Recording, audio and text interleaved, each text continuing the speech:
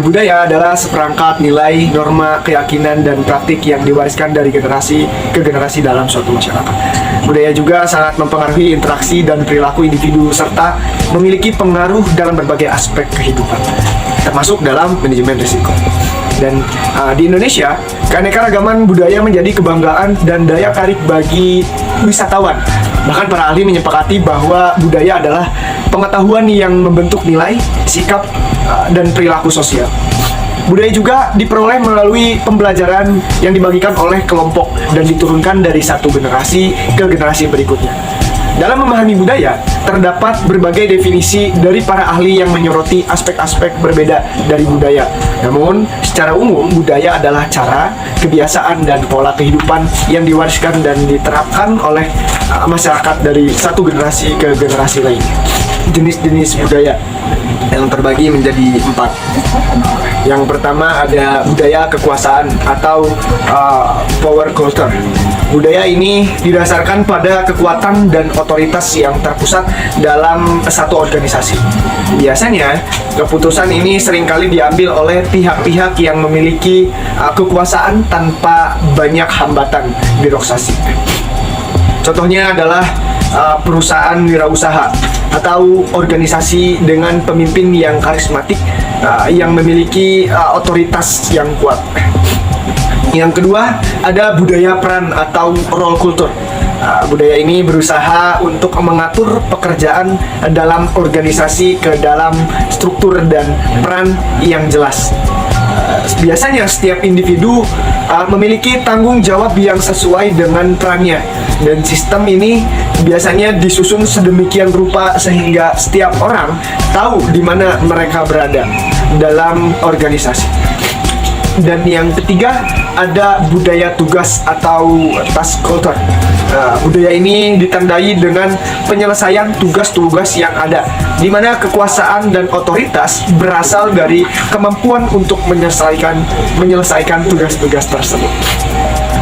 Biasanya ini dihargai bukanlah posisi atau hierarki, tetapi kemampuan untuk menyelesaikan tugas dengan efektif. Organisasi atau manajemen proyek yang berorientasi pada tugas sering memiliki budaya ini biasanya. Yang terakhir ada budaya individu atau person culture. Budaya ini memprioritaskan kebutuhan individu di atas kebutuhan organisasi secara keseluruhan. Biasanya pengambilan keputusan ini sering bersifat konsensual dan kekuasaan tidak terpusat pada satu individu atau kelompok kecil. Nah, contoh dari budaya ini dapat kita ketemukan dalam asosiasi atau kemitraan akademis atau profesional. Nah, sekian dari 4 jenis tersebut, dan dari setiap jenis budaya biasanya memiliki karakteristik sendiri dalam cara pengambilan keputusan, distribusi kekuasaan, dan fokus utama dalam organisasi. Pemahaman tentang jenis budaya yang dominan dalam suatu organisasi dapat membantu dalam merancang strategi manajemen yang sesuai dan membangun lingkungan kerja yang efektif. Budaya organisasi. Dalam organisasi, terdapat ikatan budaya yang berlaku.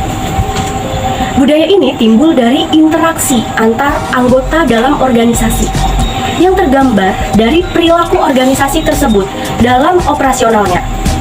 Bertujuan untuk meningkatkan produktivitas, budaya yang berlaku ini harus dipatuhi oleh anggota organisasi. Nah, budaya organisasi yang baik dan telah sukses diterapkan akan menjadi aset bagi organisasi. Untuk apa sih? Untuk mencapai tujuannya. Menurut Stephen P. Robbins dan Mary Coulter menjelaskan bahwa budaya organisasi digambarkan sebagai nilai-nilai, prinsip-prinsip, tradisi, dan cara-cara yang dianut bersama oleh para anggota organisasi dan mempengaruhi cara mereka bertindak. Nah, definisi ini tuh mengandung 3 hal. Yang pertama, culture is a perception, yaitu budaya itu bukan sesuatu yang dapat disentuh dan dilihat secara fisik, tetapi seorang karyawan menerimanya dari pengalaman mereka dalam organisasi. Yang kedua, culture is descriptive. Hal ini berkenaan dengan bagaimana anggota menerima dan memahami budaya tersebut, baik mereka menyukainya atau tidak. Yang ketiga, the self, yaitu aspek budaya yang diterima bersama. Walaupun para individu memiliki perbedaan latar belakang atau bekerja pada tingkatan organisasi yang berbeda. Selanjutnya, saya akan membahas tentang budaya yang kuat dan yang lemah. Budaya yang kuat dalam suatu organisasi akan diterima sepenuhnya oleh para anggotanya dan dilaksanakannya itu secara sukarela. Nah, sebaliknya, budaya yang lemah hanya dianggap sebagai slogan dan pemanis saja, sehingga tidak dilaksanakan sebagaimana mestinya. Perbedaan budaya organisasi yang kuat dan lemah sebagai berikut. Yang pertama itu, pada budaya yang kuat, dalam organisasi, nilai-nilai akan diterima secara luas. Sebaliknya, pada budaya yang lemah, nilai-nilai itu hanya diterima oleh kelompok tertentu saja. Yang kedua, pada budaya yang kuat, memberikan pesan yang konsisten kepada para anggotanya mengenai sesuatu yang dianggap penting. Sebaliknya, pada budaya yang lemah, memberikan pesan yang bertolak belakang mengenai sesuatu yang penting. Yang ketiga, pada budaya yang kuat, sebagian besar karyawan ini dapat menceritakan kisah tentang kepahlawanan perusahaannya.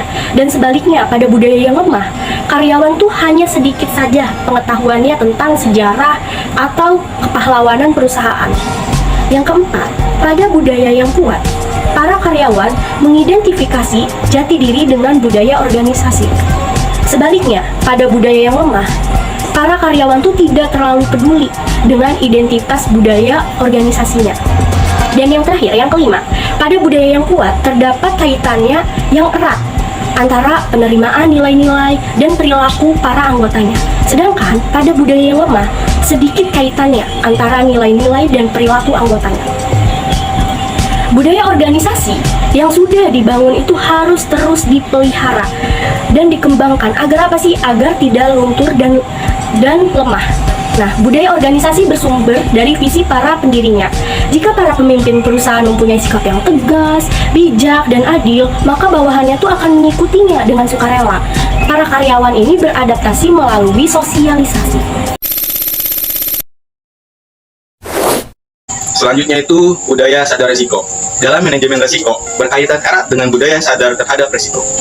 Sebab setiap anggota organisasi harus senantiasa menyadari tentang adanya risiko, sehubungkan kegiatan yang dilakukannya.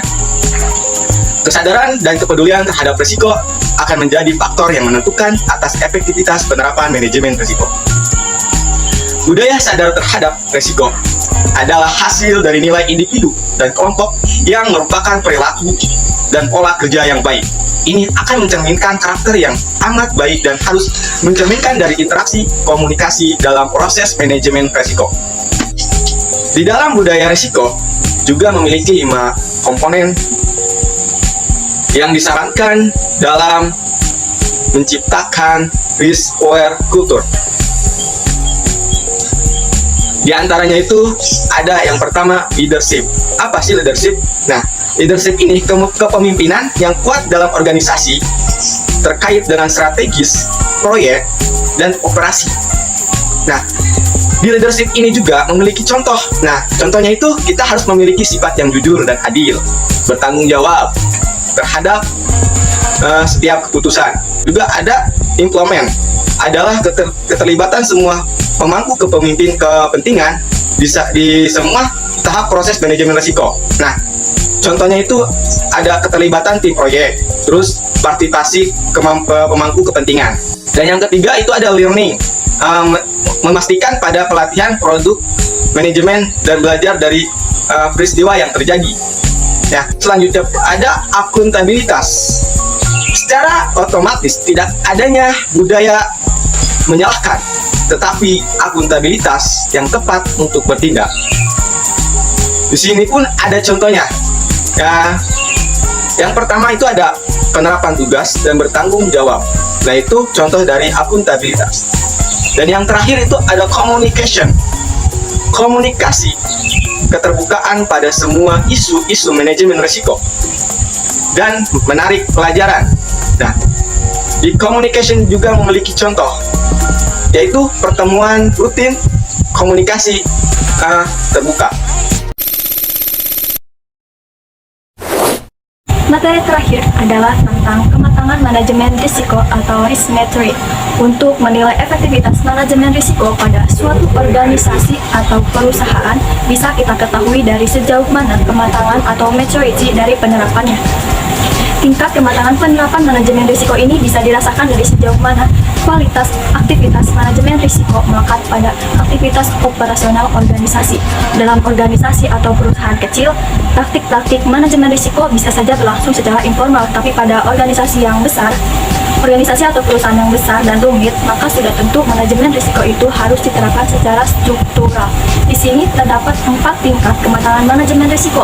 Yang pertama ada level knife, kedua level novice, ketiga level normalized, dan yang terakhir itu level natural. Yang pertama, level knife. Organisasi atau perusahaan ini tidak menyadari perlunya manajemen risiko atau tidak mengakui nilai pendekatan struktural untuk menangani ketidakpastian.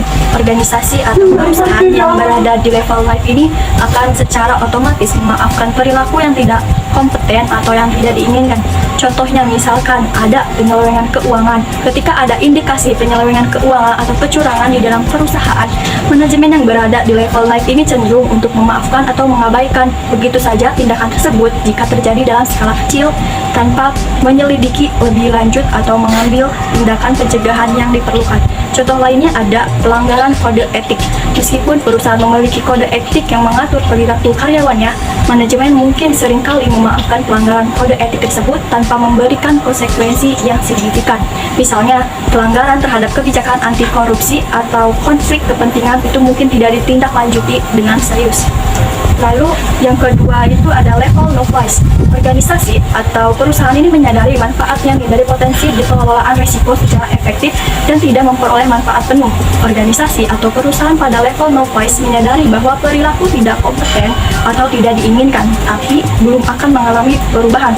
Singkatnya, perusahaan menyadari kebutuhan untuk perubahan tapi masih belum siap untuk mengimplementasikannya secara penuh.